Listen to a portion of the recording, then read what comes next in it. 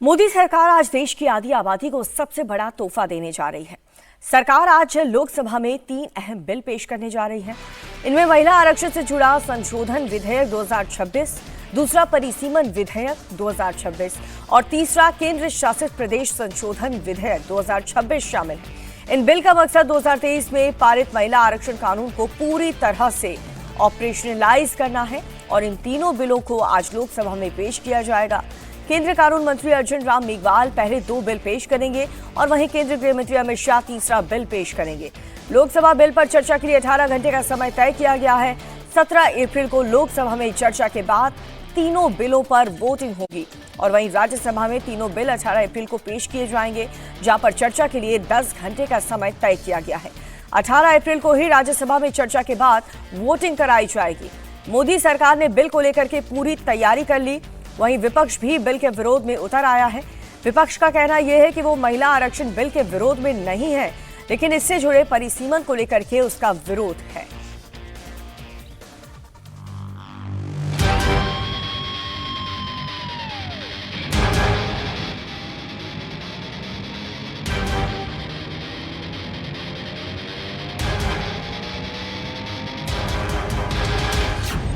मोदी सरकार का master stroke.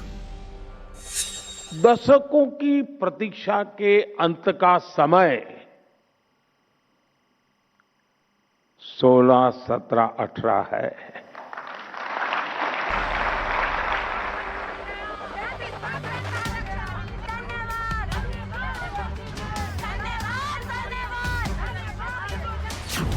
इक्कीसवीं सदी की नारी को मोदी सरकार की सौगात।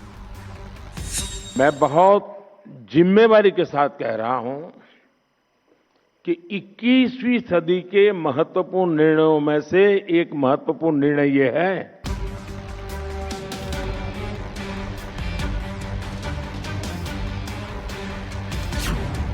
नारी शक्ति को नई ताकत देने की तैयारी।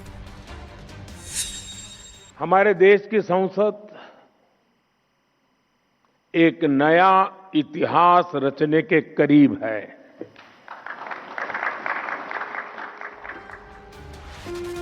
मोदी सरकार आज देश की आधी आबादी को बड़ी सौगात देने जा रही है।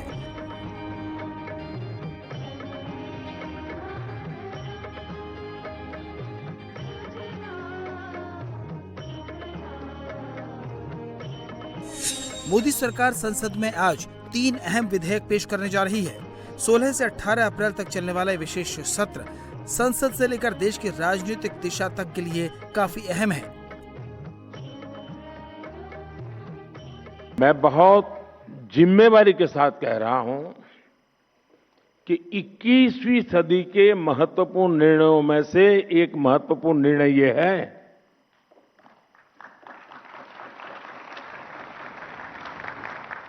ये निर्णय नारी शक्ति को समर्पित है, नारी शक्ति वंदन को समर्पित है। हमारे देश की संसद एक नया इतिहास रचने के करीब है। एक ऐसा नया इतिहास जो अतीत की संकल्पनाओं को साकार करेगा, जो भविष्य के संकल्पों को पूरा करेगा। राज्यों की विधानसभाओं से लेकर देश की संसद तक दशकों की प्रतीक्षा के अंत का समय 16, 17, 18 है। मोदी सरकार संसद में जो 3 बिल लाने जा रही है उनमें पहला संविधान संशोधन विधेयक 2026, दूसरा परिसीमन विधेयक 2026 और तीसरा केंद्र शासित प्रदेश संशोधन विधेयक 2026। इन बिल का मकसद 2023 में पारित महिला आरक्षण कानून को पूरी तरह से ऑपरेशनलाइज करना है। इन तीनों बिलों को आज लोकसभा में पेश किया जाएगा।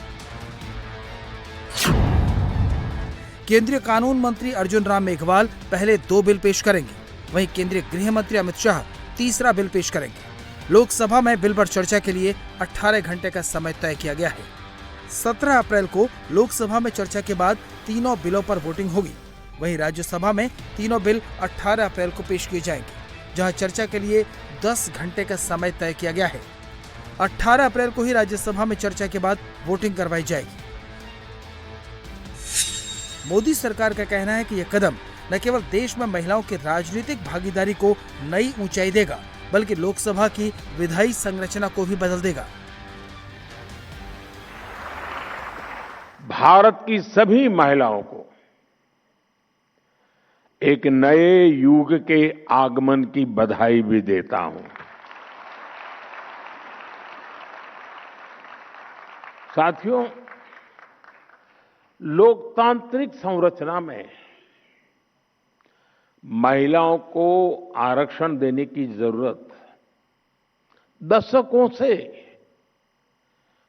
हर कोई महसूस कर रहा था।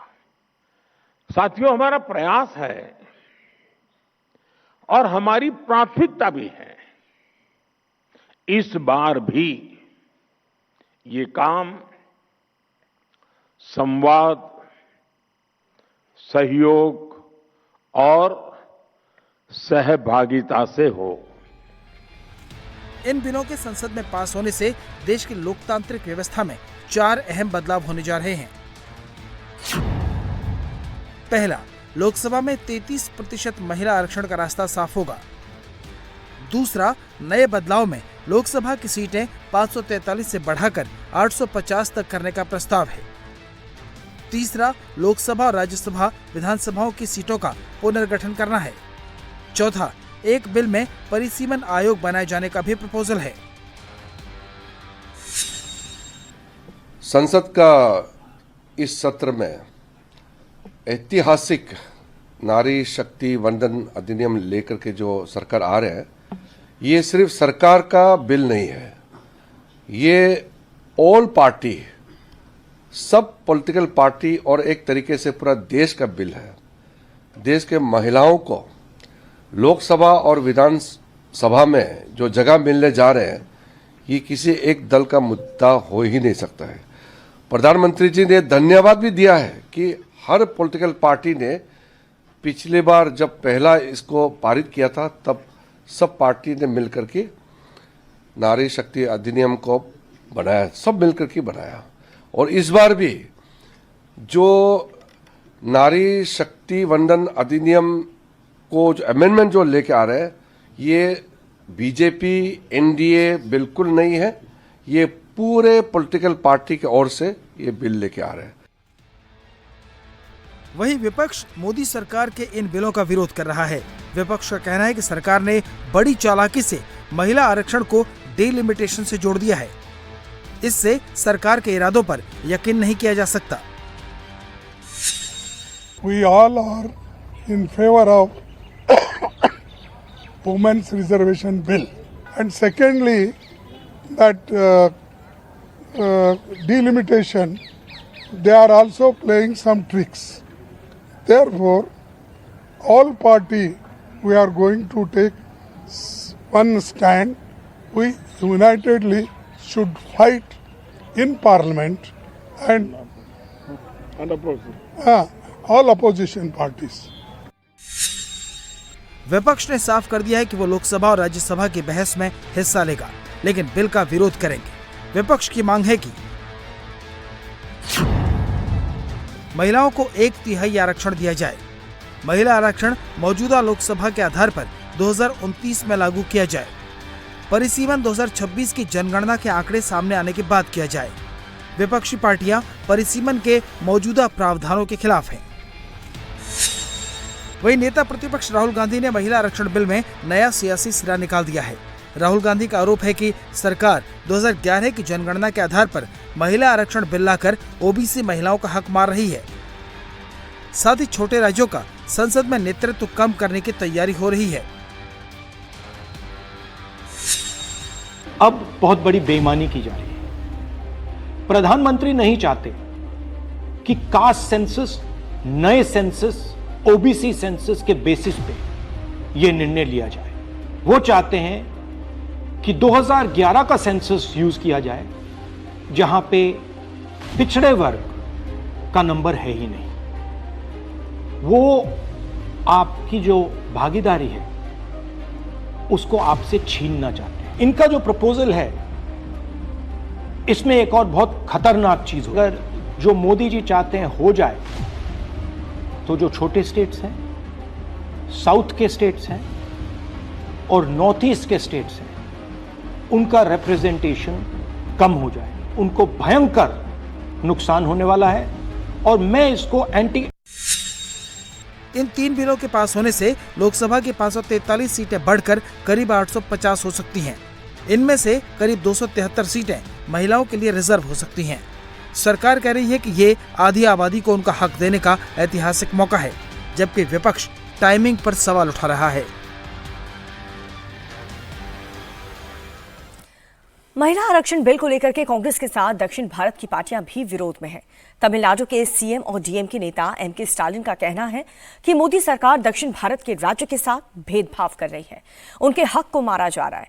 स्टालिन ने आज पूरे राज्य में लोगों से विरोध करने के लिए कहा और इस दौरान सार्वजनिक जगहों पर काले झंडे लहराए जाएंगे।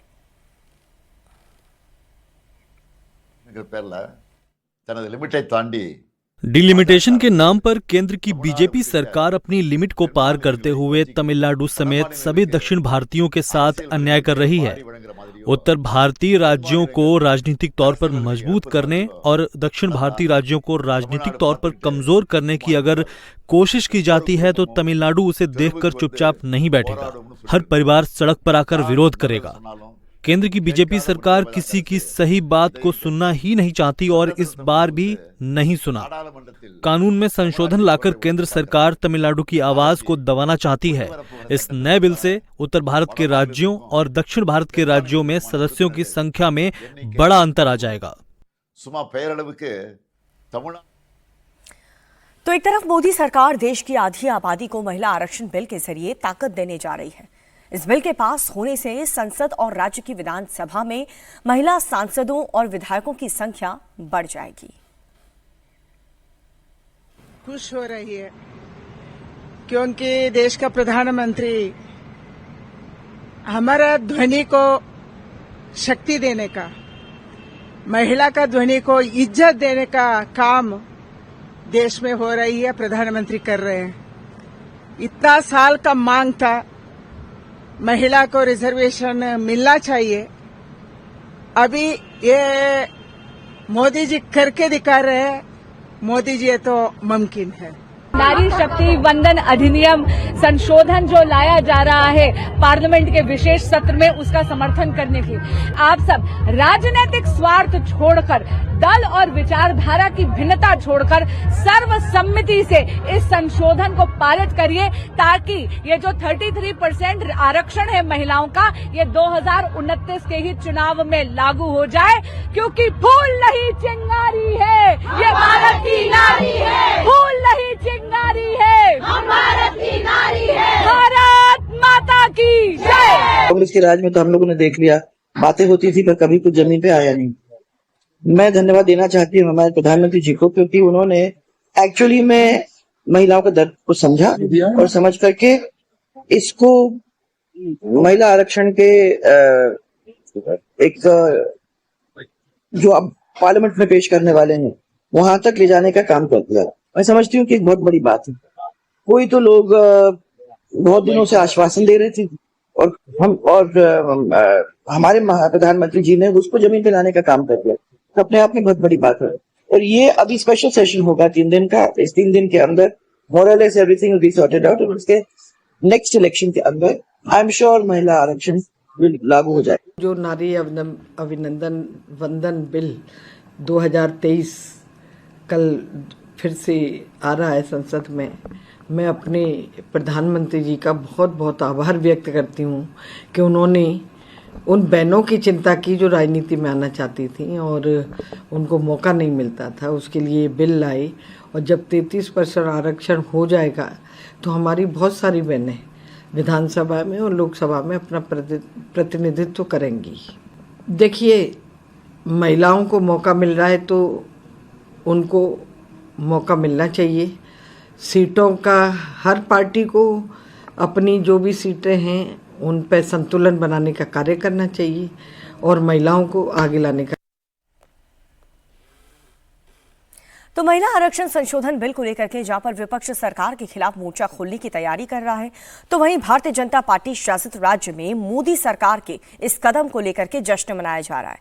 महिला आरक्षण संशोधन बिल के मुद्दे पर मध्य प्रदेश के सीएम मोहन यादव से खास बातचीत इंडिया टीवी संवाददाता अनुराग अमिताभ ने की है, सुनिए।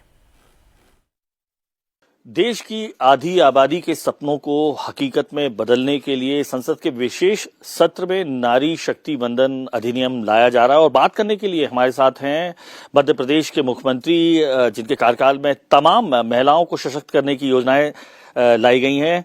हम उनसे बात कर लेते हैं। सर, इंडिया टीवी पर बहुत बहुत स्वागत है आपका। सर, ये कहा जाए नारी शक्ति वंदन अधिनियम जो है, ये सिर्फ एक कानून नहीं है, ये एक समाज का, आधी आबादी के सपने के का बदलाव है और एक सशक्त जरूरत रही है अगर कहा जाए नारी शक्ति की। कैसे देखिए? ये बात सही है कि ये युगांतकारी निर्णय है, क्रांतिकारी निर्णय है और शताब्दी का सबसे बड़ा निर्णय है जब हमारे पार्लियामेंट में 33% का आरक्षण माता बहनों को देकर के नारी सशक्तिकरण का सबसे बड़ा निर्णय है, जिसके बलबूते पर भविष्य में लोकसभा विधानसभा में एक अलग तस्वीर निकल कर आएगी और अब देश और प्रदेश की छवि दुनिया में बहुत शक्ति संपन्न होगी। आधी आबादी का सम्मान देने का मतलब अपने अतीत के उस गौरवशाली पृष्ठ से जोड़ने का भी है जो मात्र सत्ता प्रधान हमारी संस्कृति से हमको जोड़ता है। सर, निश्चित तौर पे 21वीं शताब्दी में कहा जाए, जैसा कि आपने कहा, अपने आप में एक बहुत बड़ा निर्णय है और नारी शक्ति के लिए एक बेहद जरूरी कदम भी रहा है। विपक्ष को लेकिन अब इसमें भी ऐतराज है, कोटे के अंदर कोटे की बात आ रही है कि 33% आरक्षण तो ठीक है, लेकिन ओबीसी को, तमाम जो हैं उनको आरक्षण क्यों नहीं दिया जा रहा है? तो ये सेपरेशन, कोटे के अंदर कोटा, इसे कैसे देखते हैं ऐसे में, जबकि लंबे समय बाद ये बिल आ रहा है? देखिए, जो बात फ्लोर पे हो सकती है वो फ्लोर पे बोले ना। आप पहले से विरोध क्यों कर रहे हो? आप विरोध कर रहे हो तो आपकी कीमत चुकाना पड़ेगी। एक तरफ आप महिला आरक्षण विधेयक की बात करते थे, जब माननीय मोदी जी 3 शताब्दी से लटके हुए इस निर्णय की तरफ आगे बढ़ रहे हैं। ऐसे में मुझे लगता है कि खास करके 3 दशक से जिस बात को लिए लोग इंतजार कर रहे थे, आज वो समय आया है माननीय मोदी जी के नेतृत्व में। तो हम उम्मीद करेंगे कि इस नारी सशक्तिकरण अधिनियम को पास कराना चाहिए।